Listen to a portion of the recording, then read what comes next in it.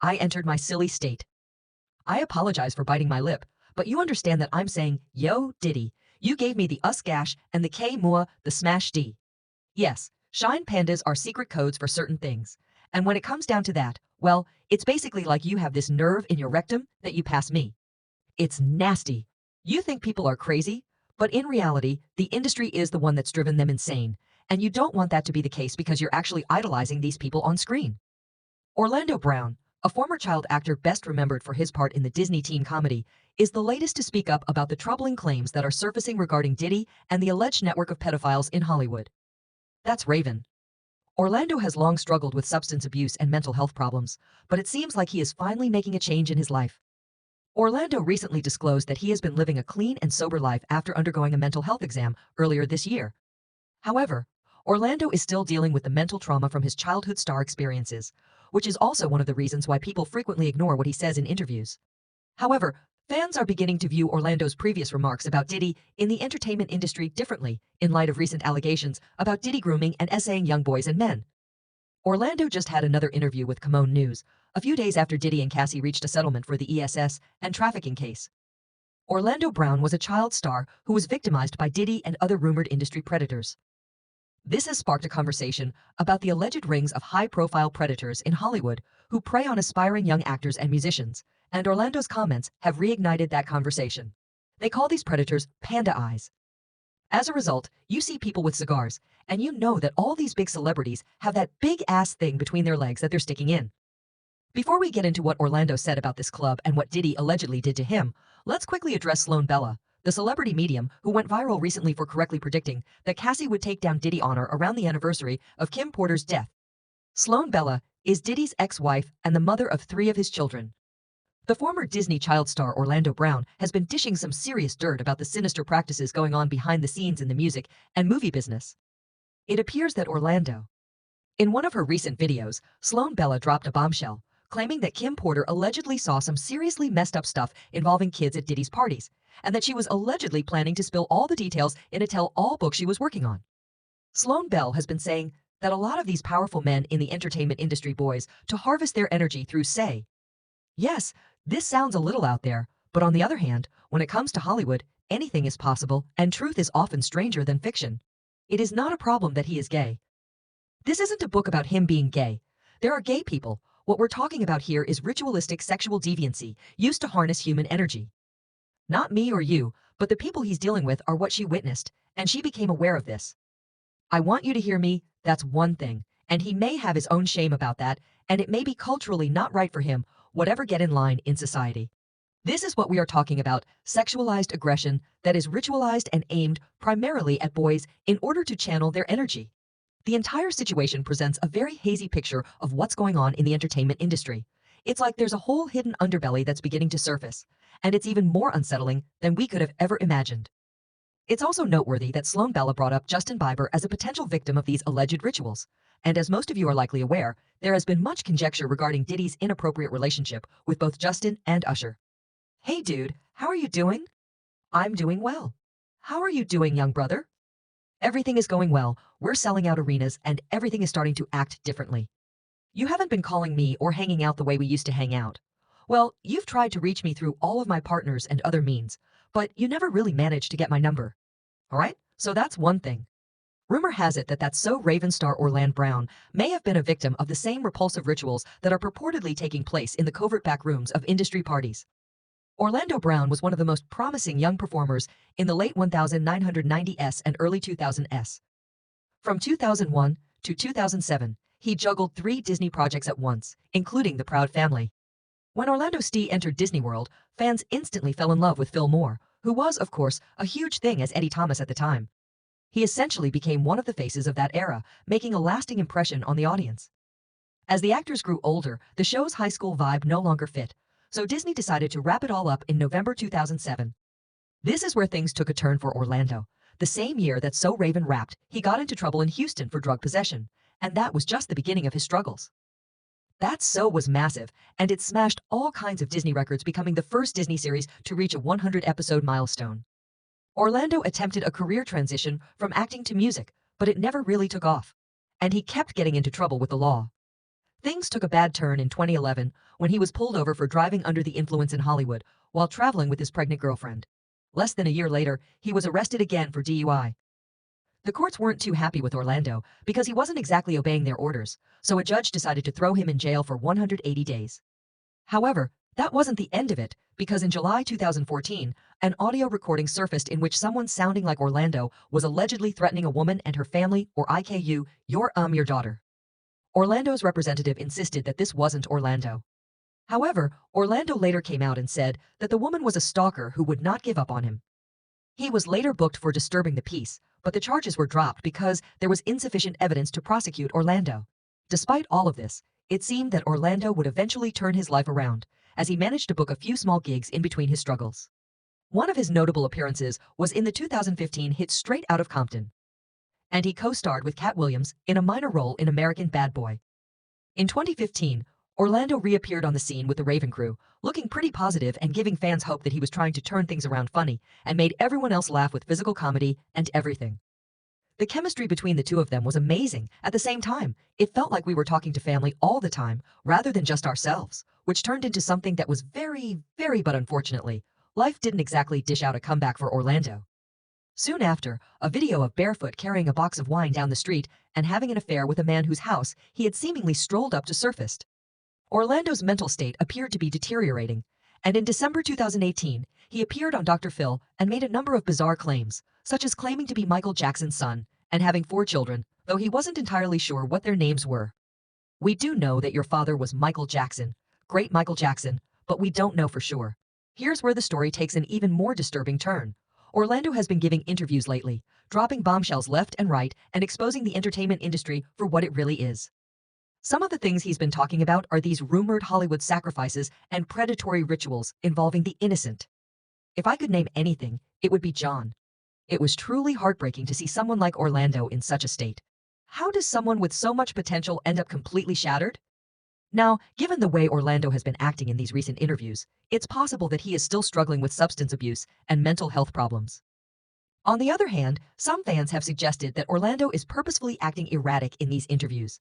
The theory goes that this is his way of getting attention and exposing the darker side of Hollywood without running the risk of legal trouble or worse. Now, let's talk about what Orlando revealed during a recent appearance on the Com Newton News podcast.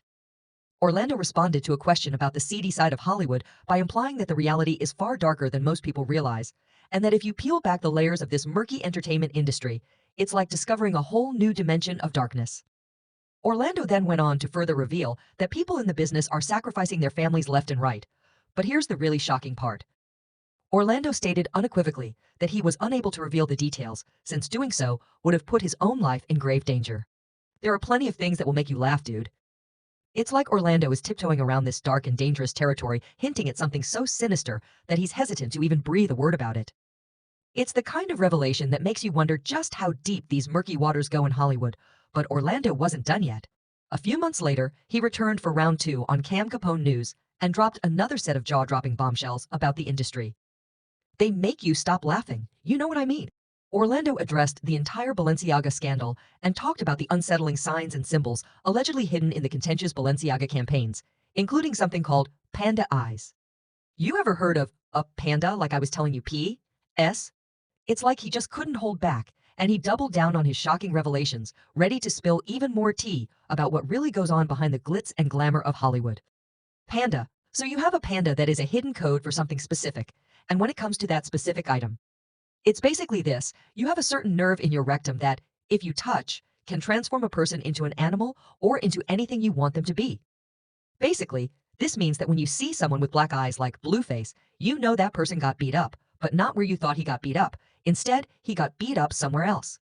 This is how the eyes emerge, and that's why they're called panda eyes. You also see people with these cigars, and you know that all these big celebrities have cigars in common. That's that big-ass thing between their legs that they're sticking in. And when it comes to the selling of the Orlando, it's also been claimed that the parents of the aspiring young entertainers are complicit and that they're effectively selling their children to the industry. Adults, moms, and dads are seen on Target and Walmart commercials where you can see the missing people grinning like they're happy, but they're actually heading back to hell. It's disturbing that Orlando isn't the first child star to discuss all of this. As you may recall, people simply need to realize what they're looking at when they watch television. Everything is right in front of them. the revolution was televised, and nobody gives a sh. Corey Feldman attempted to alert us to this issue a long time ago. I'm stating that some of the wealthiest and most influential individuals in this industry are among those who perpetrated this against both Corey and me, and they do not want me to speak out about it at this time. Are you implying that they are still in business, and that they are pedophiles? Well, sure, but once more Corey was written off by many as insane. Others even accused him of being fame-hungry and fabricating tales to garner attention for years. Here's the thing with Corey Sue, despite the media's best efforts to portray him as crazy and insane, Corey has been working tirelessly to shed light on the seedy underbelly of Hollywood. He has struggled with substance abuse in the past, but he has always maintained that the treatment he received from adults during the height of his career was severely flawed. And without holding back, Corey boldly exposed the identities of some of these dubious persons, making them visible to everybody. At the age of 3, Corey began his career in the entertainment industry. As a child actor, he went on to work with almost every major Hollywood company. Disney and Nickelodeon were among the companies that Corey worked for, but somewhere in the late 1980s, he began abusing drugs. This habit developed into a full-fledged addiction, and in December 1990, Corey checked himself into a live-in rehab facility. It was there that Corey allegedly told his therapist, Marilyn Nadella, that he had experienced years of sexual assault in Hollywood. In 1992, Dell told People magazine. In his 2013 memoir, Corey revealed that he was abused by multiple men in the entertainment industry and that his late friend Corey Haim was also victimized. Haim told him about an incident on the set of the 1986 film Lucas, when, quote, an adult male convinced him that it was perfectly normal for older men and younger boys in the business to have relations. You could see a lot of molestation issues in Corey's behavior that he didn't know how to trust. Later, the media used Corey's addiction to discredit his claims about Hollywood predators. Because that's what every guy does during lunch, Corey recalled that Haim and the older guy had gone to a remote place between 2 trailers, and that was where Haim was supposedly talking. Ed wrote a memoir. Although Corey declined to reveal the names of the suspected offenders, citing the possibility that doing so might endanger the lives of both him and his kid, the media persisted in discounting his grave accusations. In his 2020 documentary, My Truth, Corey made the decision to begin listing all the purported Hollywood predators. Corey said that Charlie Sheen was the man who he worked with on the Lucas set. Several individuals, including Corey's ex-wife Susie Feldman and co-star Jameson Newlander from Lost Boys, supported Corey's claims. Charlie Sheen, on the other hand, vigorously refuted the claims, calling them sick, twisted, and absurd. Corey also accused talent manager Marty Weiss, whose company represented child actors appearing in Disney's Good Luck and the Nickelodeon series iCarly, of being a member of a group of Hollywood predators. Charlie Weiss was detained in 2011 when a former client denounced him to the police, alleging that Weiss had sexually assaulted them between 30 and 40 times, beginning when they were 11 years old. In 2017, Corey came clean and named Marty Weiss as one of the persons who had abused him. It's not like that lower-level men have access to children. Yes, Corey, and these are lower-level individuals now that one of them I never once claimed that they're all famous VPs. They're all executives. I've previously identified the person who I know currently has access to children. His name is Marty Weiss, and I've mentioned it in my book. They didn't force me to change it because he had already been arrested for pedophilia. However, Corey went one step further and claimed that there was a massive cover-up operation taking place in Hollywood. And here's where it gets even more intense. Just before Corey was arrested, he was reportedly on the verge of releasing police tapes from way back in 1993. These tapes allegedly contain names of several high-profile members who belong to this rumored elite Hollywood group. Corey dropped a bombshell in 2018, implying that the LAPD had it out for him and were trying to frame him for a crime he had no involvement in an effort to put a lid on his efforts to expose the powerful figures lurking in the entertainment industry.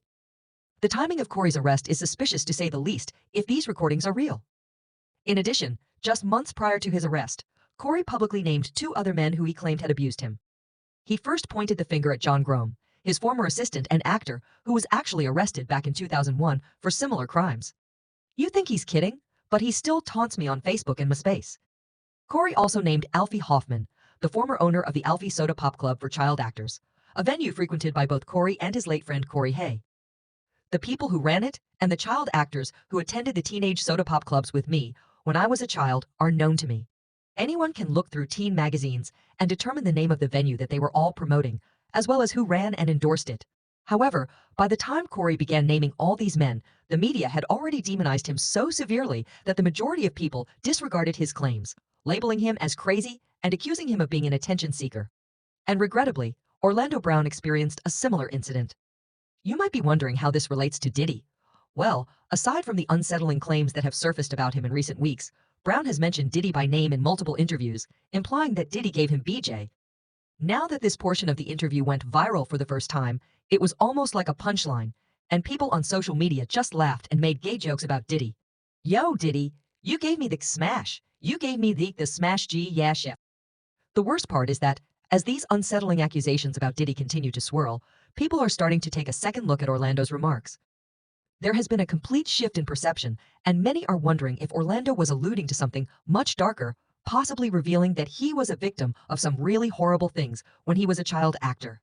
And just when you thought things couldn't get any worse, news about Diddy began to dominate the headlines after Cassie filed her LW suit on November 16, and Capone, seizing the opportunity, chooses to invite Orlando back on their channel. And they question him about his infamous remarks about Diddy from a long time ago. They even brought up the 50 Cent story about Diddy trying to take him shopping. See how Orlando responded to this question in our previous interview. One of the major things that went viral on the internet was what you had to say about Diddy. Oh yeah. And then there was also a video that was kind of going viral that was about 50 Cent saying that he was at a party with Diddy and that he was angry at Diddy because Diddy had offered to take him shopping. You're not turning Diddy down if he wants to take you shopping. We're going shopping, bro.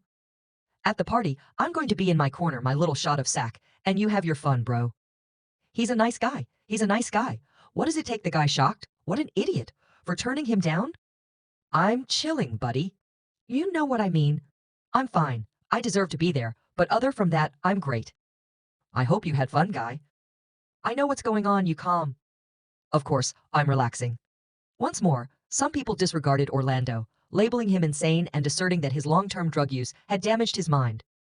Nevertheless, it appears that most people are now paying closer attention to what Orlando is saying, and they're arguing that Orlando's sporadic fits of laughter are actually masking some serious trauma. Someone mentioned that some people use humor as a coping mechanism for trauma. Diddy hurt Orlando, and it has impacted him ever since. Someone other commented that he doesn't want to pass away, laughing hysterically through the suffering and remaining intelligent. Don't allow these people murder you, Orlando. A lot of individuals are now expressing fear that Orlando may one day speak too highly of a powerful person. And that person will have him removed, and the media will likely portray it as usual that he committed suicide, overdosed, drowned, or something similar. Orlando seems to have suffered a great deal from this industry, so it's probably for the best that he is no longer involved. Hopefully, Orlando will receive the much-needed mental, emotional, and psychological assistance. When he joined Holly Strange, he was still a young child, and it was evident that all the adults in his life had failed him. However, how do you feel about all these accusations Orlando made in his viral interviews? Do you believe that Orlando was indeed abused by Diddy and other businessmen? And if so, might this be the cause of all of his problems? After expressing your opinions in the space provided below, move on to the next narrative.